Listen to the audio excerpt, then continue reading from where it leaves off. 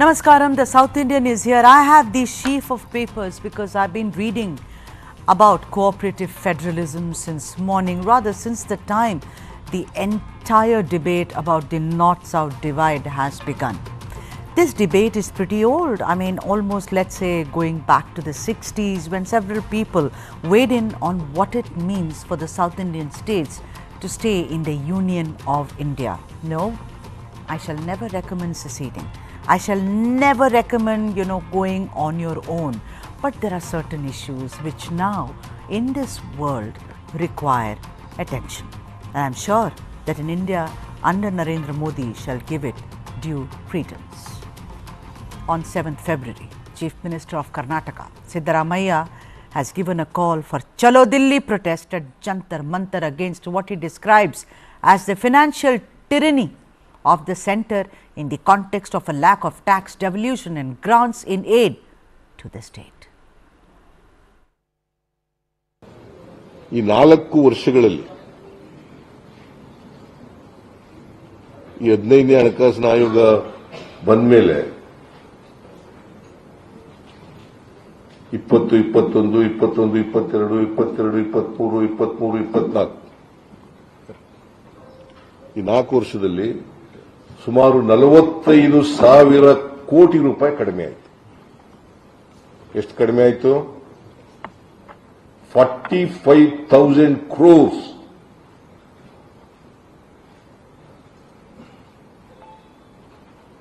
ಬರೀ tax devolution ಒಂದರಲ್ಲೇ ಎಷ್ಟು? 45,000 crores.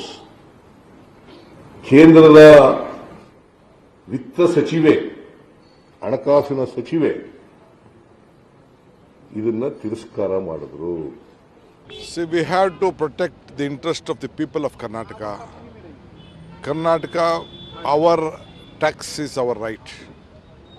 It is in the interest of Karnataka, whatever we are losing from the center, it has to be set it right.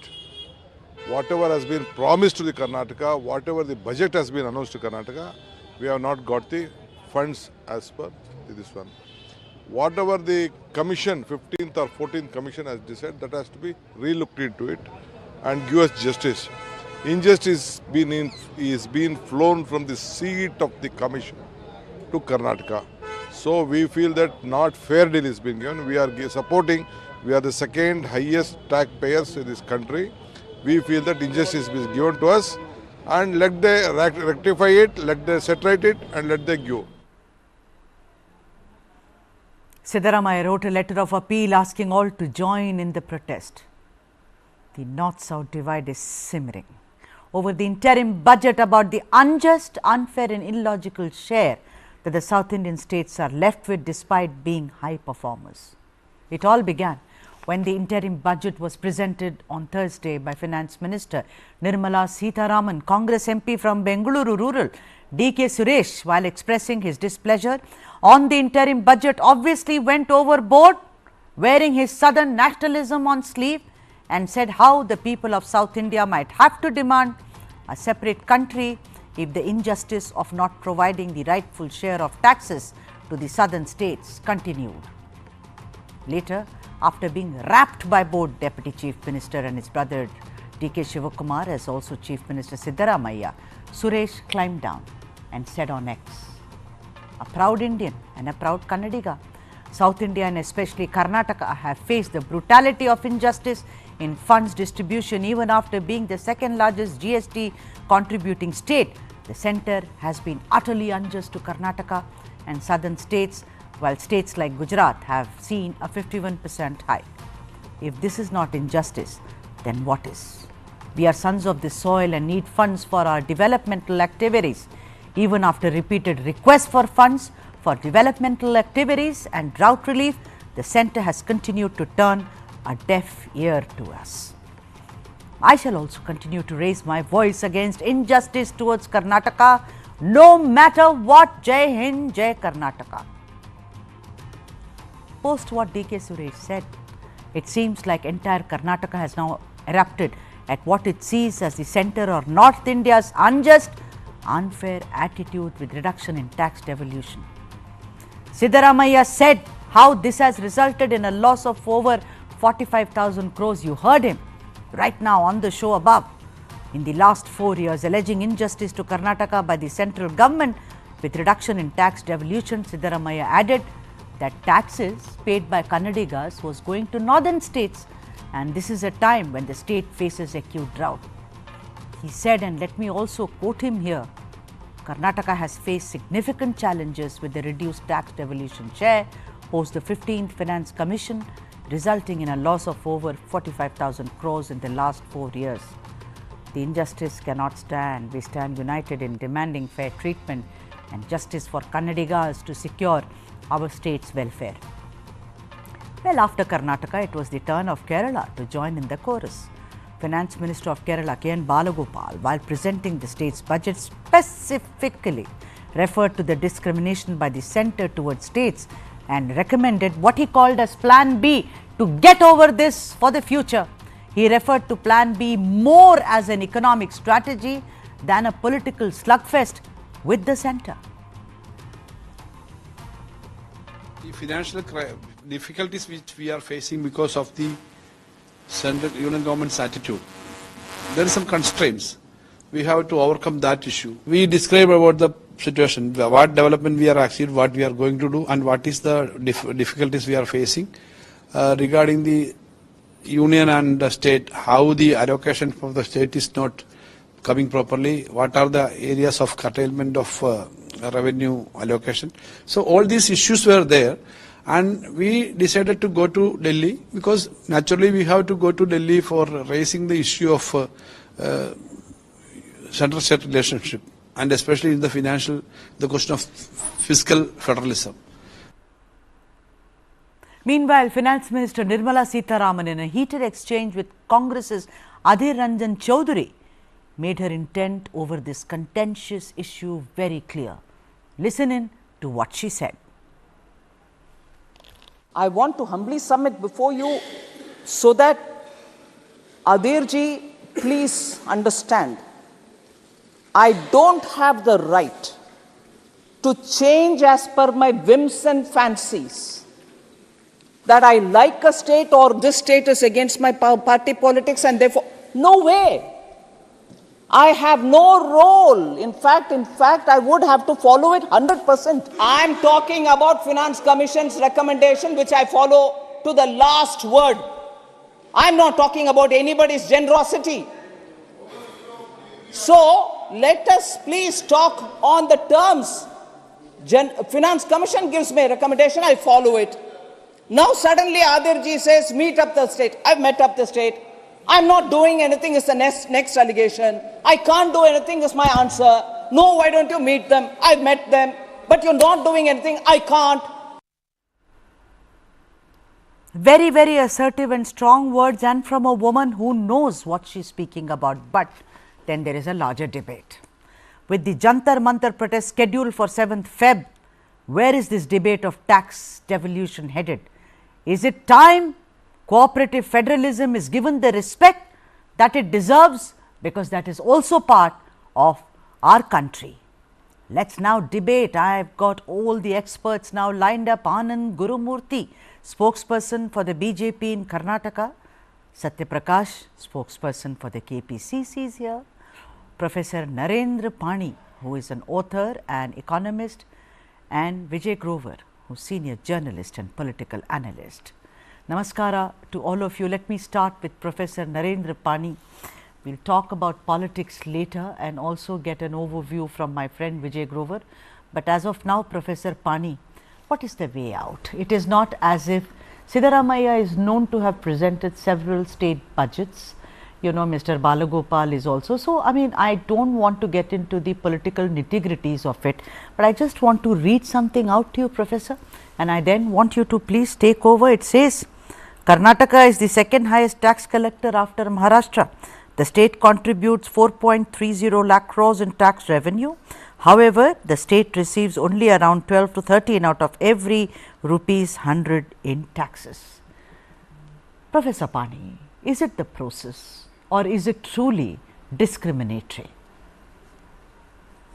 I think we have to remember that a part of the Finance Commission's recommendations has the consideration of equity. which means transferring resources from the better off states to those who are worse off. But this simple construct is distorted when resources are unevenly transferred or transferred excessively. Right? And there are several factors that have happened, several changes that have happened over the last few decades, which have ensured that this has become sort of systematic. The main thing is that in the past, the movement was from the from the center to the states, and your horizontal devolution across states was done in a way where the states which were poorer could therefore develop more. But now, particularly after 1990s, the economy has become more integrated. The workers from the backward states are finding jobs, even short-term jobs, in states that are more developed. There are short-term, as we saw in the COVID crisis, there are large numbers of short-term migrants in the developed states. So they are already contributing to the issue of less employment in the more backward states. You cannot increase that burden. It's a question of one thing, whether in principle there is a need for transfer from the richer states to poorer states, yes. But is there such a thing as overdoing it? And I think Karnataka's contention is primarily that, because you're talking about a very, very substantial transfer of funds. And this is built into the criteria that are used for allocations, particularly the idea of the distance from the richest state. Right. And as you move down, you have a problem. So there are issues there. In addition, there is also the second issue that if we are really taking the equity consideration, we must also consider what happens to the poor within the better states. It's particularly states like Karnataka, Absolutely. which are unevenly developed. And I think, Professor Pani, the other, I'm sorry to interject you, Professor, but the other casualty also happens to be, where does high performance rate in all this? It seems like you perform very well, but the benefits, of course, because we are a union, union of states, that it goes to those who are not so well off. But in the, if you look at delimitation, I mean, it's very complicated, and somewhere I think the anger will spill over. Let me come back to you. Thank you for your opening comments. Vijay Grover, I will come to you now. Vijay. Yeah, Vijay, do you think that this is one of the, if one looks at it, we've had lots of protest in Delhi. I mean, the erstwhile Chief Minister of Telangana, KCR, was here, during the paddy procurement issue. Stalin was here also to speak with Modi, and of course brought up the Sri Lankan issue, etc. But I think this, closer to the Lok Sabha elections, would you say is one of the strongest statements coming from a South Indian state, Chalo Delhi, because of financial tyranny? Oh, well, I would call it, this is something which has actually got even the BJP cornered on this fact, for the simple reason that, there is the sentiment, and, this is not the first time that we're speaking about it. We've been speaking about this for quite some time, where I've taken this point that, tax devolution is a big concern because it impacts everybody irrespective of political affiliations. Every panelist over here, or including you, when you come to Bangalore, you feel. We've lost his audio. Please unmute. Take this thing that, every day we get stuck in traffic jams. The metro is not developing. The suburban rail project has got zero funding from the state to central government. Now, these are issues where you feel the pinch more, because what would have been tax collected here, used for development of Bangalore city or Karnataka, is actually going to Uttar Pradesh or going to Gujarat or going to some other state. And that is what is the pinch felt by everybody. And I'm sure every panelist will agree with this thing that, it has become a little too much beyond something that, all of us can bear, because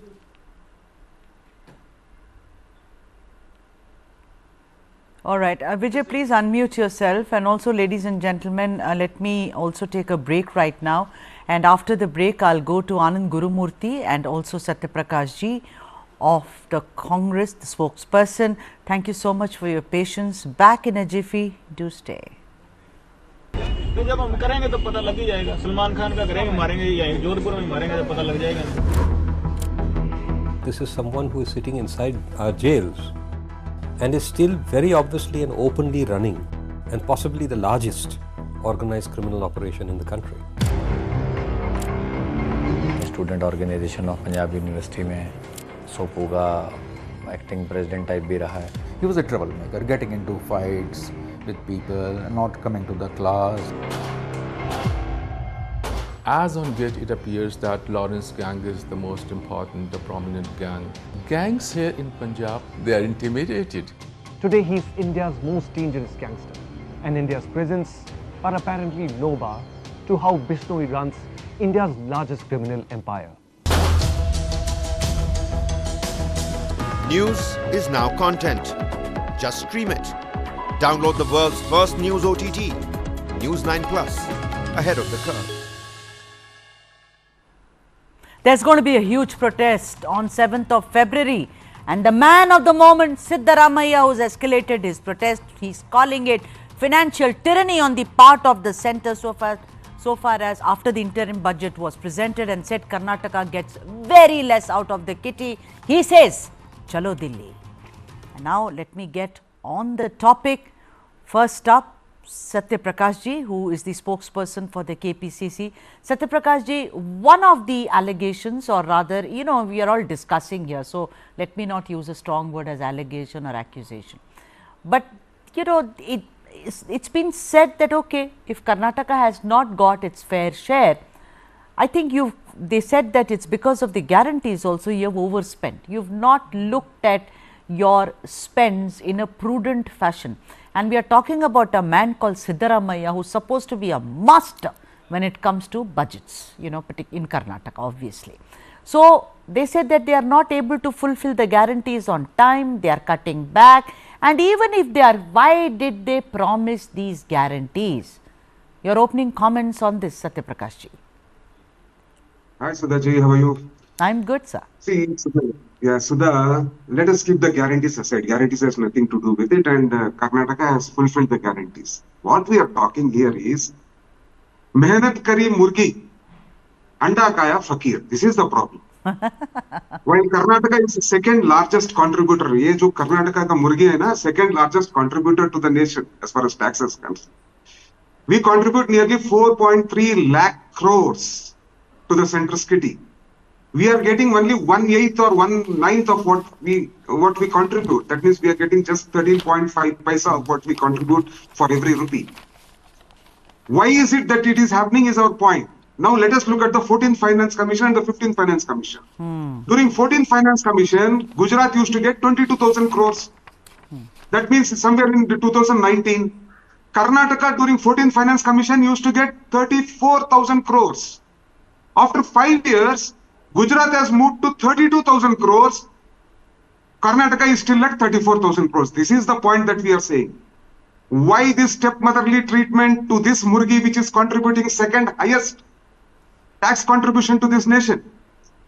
Why are you showing kid gloves to your own state? What has Karnataka done? Karnataka also has given you 26 MPs. If Gujarat has given you 24 MPs, we also have given 25 to 26 MPs. Sure. This is exactly what our point of view is. Yes. Also, I would like to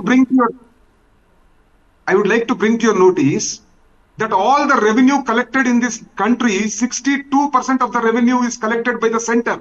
All the states put together collect only 38%. As far as expenditure is concerned or the spending is concerned, the states spend 62 to 64% of the spending. The center spends only 32 to 34%. This difference, while the states collect only 32 or 34%, but spend 68%, the difference comes through devolution of tax. And in devolution of tax, if you are not going to incentivize for those states who are contributing the second highest to this nation, we are not against other states. Please give it to Bihar. Please give it to UP. But look at what you have given to UP. For UP, you have given 2,20,000 crores. Whole of South, you have given just 1,92,000 crores. So yeah, so that's what we are trying to figure out. And you absolutely, Anand Gurumurthy, I think, you know, Satya Prakash ji had a very logical argument there, point by point. All I am asking you is, what is with this paradox that Karnataka faces, which is leading to the protest, second in GST collections, last in receiving grants? Why? What is your contention, sir? Number one is all these congressmen who, did their election campaign last year. I think I'll just take the Murga Murgi story ahead. Okay, thought that Murgas also give eggs. So this is the way, they build stories, they promised everything, and now they don't even want to answer that. Satya Prakash ji clearly says, I don't want to talk about guarantees, I just want to talk about these things, which is the GST amount that has to come to us, the grants that has to come to us from center. Now, number one, Karnataka is the highest producing state. They get the SGST, we get the SGST highest, which means we also get that SGST highest. We get the IGST part of it, and 41% of CGST. And then whatever the tax devolution has to come is also coming for whatever has been applied. For what has not been applied, it is the administration issue of Siddaramaiah government. So with all this amount, there are 1,67,000 crores that got collected. What happened to that money? Why it was not, spent properly? And now, see, pointing at center for smaller amounts is a different story. Okay, let them go, let them talk to the Prime Minister, Finance Minister. But no, why don't you address that? No, why don't you address that? No, Anand. Anand. Sudha madam, please give me 30 seconds, okay? When Siddaramaiah was the CM, whatever was agreed with the Finance Commission, it's just like a contract between state and center. Now, he was the CM then. Now, again, he has to go for a new contract. Okay, fine. Let them, raise the bar. Let them take it to 50% or 60% or 70%. That is something which he has agreed to when he was the CM. Why did he sign to that? And today, they argue saying that, okay, we are not getting the right funds. We are being devoid of funds. This is something Siddaramaiah created himself when he was the CM first time. Yeah, I'll come to that. I'll come to that. So, you didn't even talk about the Murgi, Anand. I was waiting for it. What a disappointment. Maybe in your next. No, let's talk about the Murgi. Anda, yes, both of you. Anda, Murgi, very interesting. We didn't even talk about the Murgi. I know, Anda, yeah. So, and he is talking about why Murgi is not able to eat. What we eat is it's left to us. Professor Pani, sorry for the chicken and the egg story, but we need to laugh a bit about all. I see that you as an economist are smiling as well. Professor Pani, a very major point of this is the cess, and they say that cess is retained 100% by the union government. Karnataka is saying we are asking the 16th Finance Commission to bring cess under the divisible pool. Weigh in on this, Professor. Cess has been a point of contention. Cess has been the point at which things actually became divisive, as it were. Professor Pani. The basic thing is that there are various instruments that have been used to increase the control of the center over these resources.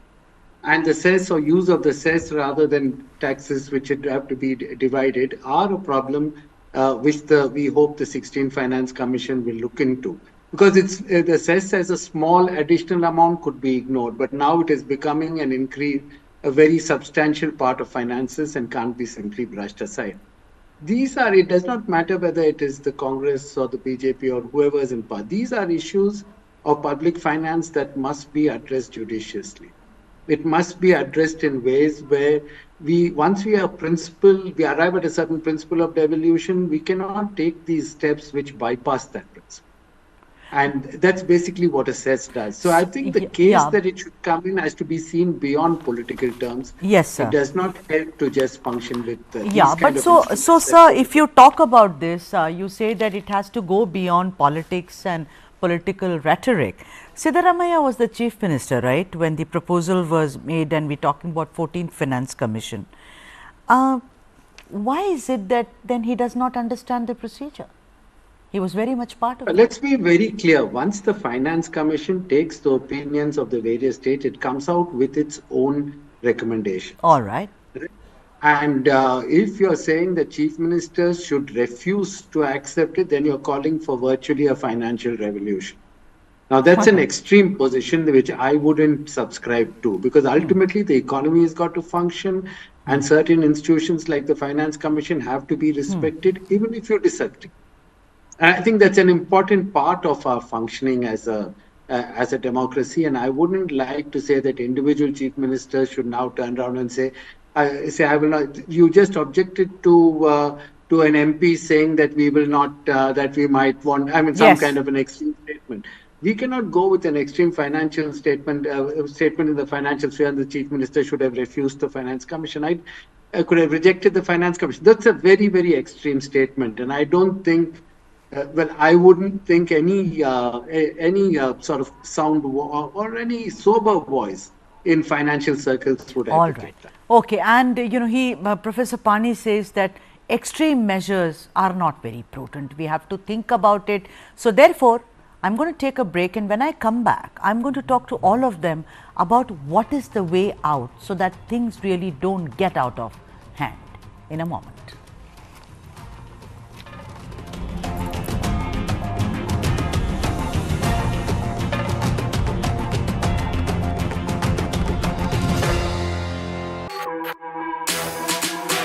जानना है तो देखिए, समझना है तो सुनिए, सीखना है तो पूछिए, और कमाना है तो खरीदिए। जानकारी, सलाह और निवेश सब एक ही सुपर ऐप पर। पैसे का सवाल है तो जवाब है Money9। आजादी पैसे की, अभी डाउनलोड करें। How do you fulfill that promise? Because ultimately expectations have to be met. If you look at the political landscape, is it really changing for women? And what is the inability of the forces that dead bodies surface but not the living people? For the very first time in our investigation, we unmasked the killer of Ravindra Matre. In 5G, we have to stand with the world, and in 6G, we have to lead the world. Winning a Grammy was an absolutely surreal experience.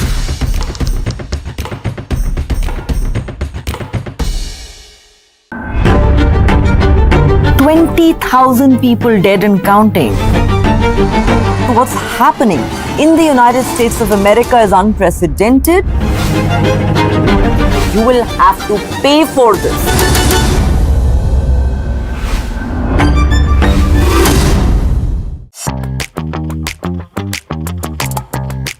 We are trying a lot of experiments, innovations and ideas. We came out with a new format in audio, which is audio series. Listing for content-oriented company in India, which is a very unique proposition.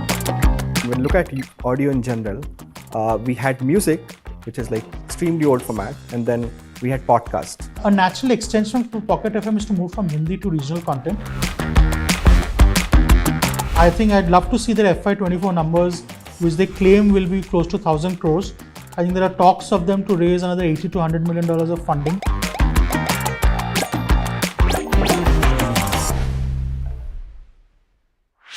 This and more.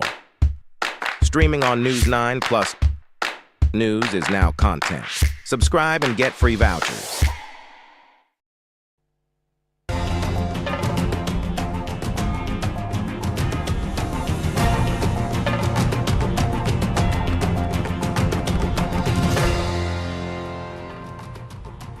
Welcome back. We're talking about how Siddaramaiah is going to protest on 7th of February against what he calls financial tyranny of the centre. Is there a way out so that the South Indian states do not feel discriminated against or feel that the centre's policy so far as finance is concerned is kind of unjust and unfair? That's what we are talking about. Siddaramaiah escalates protest, says Chalo Delhi. Very, very strong call, as it were.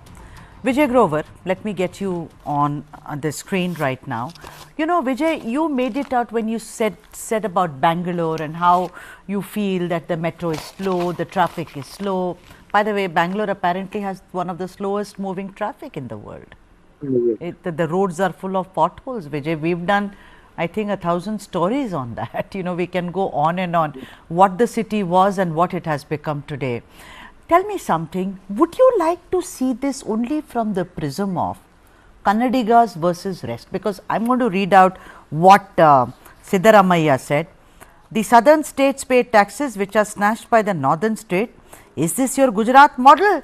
What is this false model by the Kannadigas? Or you think that no, the procedure has to be revisited, the policies have to be revisited. It seems to be a war between politics and policies, Vijay Grover. Well, see, Sudha, I'll just go back to the fact that when GST was introduced, you know, there was additional support given to taxes which had states which had much lesser tax compliance, and that was where, you know, these states were given. But the fact is, like, you know, today, you know, as is human sentiment, I'm not talking about the politics behind the Chalo Delhi campaign or, you know, why the state is being discriminated thing. But the fact is that, you know, the northern states have not tried to even improve their tax revenues. And that is something where, you know, the southern states feel disincentivized for the simple reason that we have more law-abiding citizens, we have a better tax compliance, and, you know, at the end of it, what happens is what we contribute to the country, what we contribute to the state doesn't come back to us at all, and that's visible to everybody. And I'm sure even the BJP spokesperson will agree that, you know, if the revenues were, you know, spent over here, he and me would be driving better, or maybe, you know, traveling in a metro, which would have been completed by now. So all these things go beyond politics. The sentiment that is now, DK Suresh may have made a statement which was a reflection of thoughts of millions of people. But the fact is that, you know, the way he presented it may not have been right. But the fact is a lot of people think the same way. So this is where, you know, we have to look beyond what is happening now, the political game. We know 2024 elections are there. And Siddaramaiah has now got a trump card where, you know, he can, you know, give a good fight to the BJP with this Chalo Delhi campaign and My Tax, My Right campaign. The kind of, you know, ads that have been spread in the newspapers today clearly show that it is more of a political war for him than the real concern for common citizens. That is as far as things. But yes, we need to revisit, we need to think, because the Union of India cannot be compromised by, you know, these kind of statements. But at the same time, states which have a bad track record, cannot be pampered any longer. That should be the kind of, you know, objective. If they are doing bad, they should be punished and not pampered beyond the kind of, you know, the money that is spent on Uttar Pradesh or on other North Indian states. All right. Satya Prakash ji, what is the way out? What is it that you want? Yes, you've spoken about financial tyranny. You are saying Chalo Delhi, you are going to protest. The Chief Minister has written a letter, if we can have the letter on the screen, where he's asked everybody cutting across party lines to come join. That's the letter, ladies and gentlemen, on your screens in Kannada. But then basically he's urging people to come join him in the protest and not talk about politics. Satya Prakash ji, what is it that you want? In democracy, no, protest is a right, is a birthright in a democracy for any political party. So we are doing whatever we can. We try to meet the finance minister. We try to bring sense upon this government to not hit the cooperative federalism that all the states have agreed. Today, Modi's biggest hit on cooperative federalism is how he has been looting tax through cess and surcharge. Cess and surcharge, which was just 8 to 9% during UPS time, has gone up to a whopping 25%. That means if your today's budget size is around 40 lakh crores that you are collecting, 10 lakh crores is cess and surcharge. That means 10 lakh crores will not come into the tax devolution. When 10 lakh crores doesn't come into the tax devolution, that means 4.1 lakh crores will not go to the states. As simple as that. That is how tax devolution to all the states, good performing states, has taken a dip. If you look at the index of 14th Finance Commission and 15th Finance Commission, states which had a good TFR, that means which did good on TFR, are suffering today. People who had a bad TFR are enjoying, since the population also plummeted. Yeah, which is, sure, I'm running out of time, but you know what you said, you know, Anand, he makes a point. But what have they given to Karnataka? Exactly. 30 seconds. You know, so taking from Satya Prakash's argument, Anand Gurumurthy, You know, for instance, Bihar and Uttar Pradesh enjoy a lion's share of the tax pool. 10% and 18% respectively, but have clocked the lowest growth in per capita income. That is not the Karnataka story. So, don't you feel somewhere something has to change, and you cannot have this attitude that, listen, I am diverting your money to the development of the backward states. Then what happens to the high performance? What happens to the incentive? You have to incentivize, Anand Gurumurthy. See, basically one thing, 15th Finance Commission is like a contract for 5 years. In 16th Finance Commission, Siddaramaiah is the CM now. He can take it up with the Finance Commission and talk about these things and bring in the change if he wants. Now, this is just a political game. What was your government on February doing? 7th. Just no, because what is 2024. This? You cannot Madam, make it a political, contract no? is a contract. Sudha, madam, this is a contract between the central and the state government. Finance Commission manages that. And this is something which Siddaramaiah himself as a CM has signed, which is nothing but, which is an understanding. Okay, now we cannot break it. That is what Nirmala Sitharamanji also told. So when the 16th Finance Commission comes, let us, sit together, make it proper, no, but make like it the way Professor they want it, Pani or make said, it the way it works for the country. This is very important. I can't. Professor Pani said, Sudha, we can't possibly have individual chief ministers doing that, because that will bring about a financial revolution. I think everyone has to sit across the table. If this is the discriminatory practice, as I see it is, then whether you are a Kannadiga or a Tamil or a Malayali or whoever, you got to sit there and find a solution. Professor Pani, I am giving you the last word, sir. You see, the thing is, how the highest weights, Professor, have gone to the needs of states based on their size and population and economic backwardness. This has really, brought about a concern so far as that performance is not adequately rewarded, sir. Do you think performance here is the biggest casualty, Professor Pani? Yes, I think this is an issue that the 16th Finance Commission may have to address, because there are two elements that come into it. One is that the issue of equity has become an interstate issue, whereas there are poor districts even in the states that are otherwise doing well. So that is an aspect of equity that must come into the picture. And the second issue that comes in is that there are states that are providing employment, including to workers from the poorer states. That employment provision has also got to be taken into the picture. Otherwise, what you're going to do is you're going to just transfer resources to states who are not even providing employment for their own people. So the whole idea of equity, the issue of equity is made into an issue to get the resources, but then nothing's done with it. It's important to recognize that there are structural weaknesses in the system that the finance commissions have set in place. We need to think afresh about the entire system in the context of a changed and deeply interlinked Indian economy. On that note, let me thank all of you. Professor Pani, it was such a pleasure having you on this show, sir. Vijay Grover, thank you very much. Satyaprakash ji, my thanks are due to you, and also Anand Gurumurthy. It was wonderful. Next time we will speak more on the murgi and the anda. Thank you very much for joining us on the conversation. We all need a good laugh, I say. Why we always kind of trying to fight with each other. I'm going to take a break, but then after that, when I come back, it's going to be about politics and elections, and from Tamil Nadu. Back in jiffy.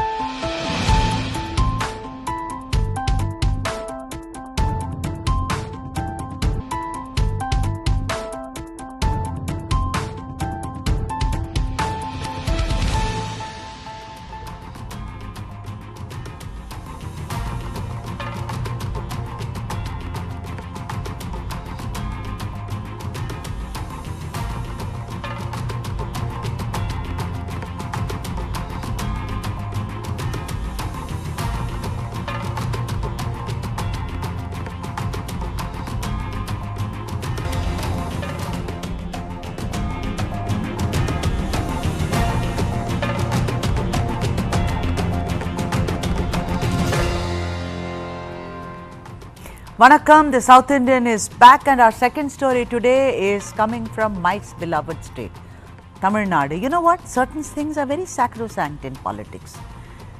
When you raise the flag of revolt, you have to be very careful how you do it. This story is something like that. And it's of course the season, even as the Lok Sabha elections are inching closer, every party worth every vote is treading very carefully with the only intent of winnability. In Tamil Nadu, even as the ruling Dravida Munnetra Kazhagam concluded its initial meeting over seat sharing with alliance partner, that is the Congress, all is not well within the Congress. There is a loud clamour within Tamil Nadu Congress to drop Karthi Chidambaram, yes, Palniyappan Chidambaram's son, from Sivaganga. A section of the Tamil Nadu Congress Committee's Sivaganga unit, including former Union Minister E.M. Sudarsana Nachiyappan and senior leader K.R. Ramaswamy, have ratified a resolution dated 3rd February appealing to the Congress High Command not to issue a ticket to Karthi from Sivaganga for the Lok Sabha elections. It is being speculated that many considered close to Karthi were already aware of this, because there is a past precedent of Nachiyappan having opposed Karthi's candidature in 2019. But then Nachiyappan at that juncture had changed his mind and later agreed to back Karthi.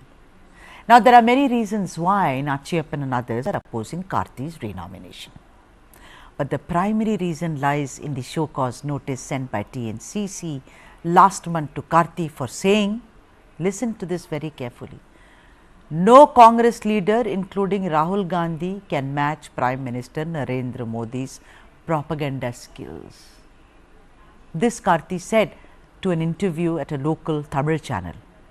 It was more than obvious that day that Karthi would face a lot of heat having praised Narendra Modi, while kind of insinuating that Rahul Gandhi was no match for Modi's skill. Now, if you see it from the prism of Karthi's past performance, Karthi's victory margin was really significant against the BJP's H. Raja. Now, sources are also indicating that Rahul Gandhi is not apparently very happy with Karthi, and also many major leaders of the DMK in Tamil Nadu.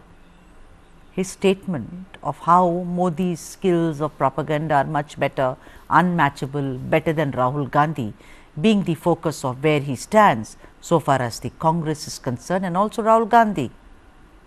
Now, there is yet another view that being Karthi's, being Karthi's father being P. Chidambaram, who knows, he may make it happen for his son, as he had perhaps done the last time, and this could be just another failed attempt on the part of Nachiyappan to throw his hat into the ring, which may just ricochet back on him. Who knows, Chidambaram may just help Siddaramaiah. So, it is Chidambaram calling Chidambaram.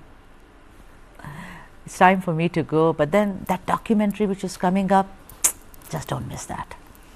And with that, the South Indian says, Vanakkam, Namaskaram, take good care of yourself. Tomorrow is another day, but a fantastic day. We're going to bring you all the news from South India. Vanakkam.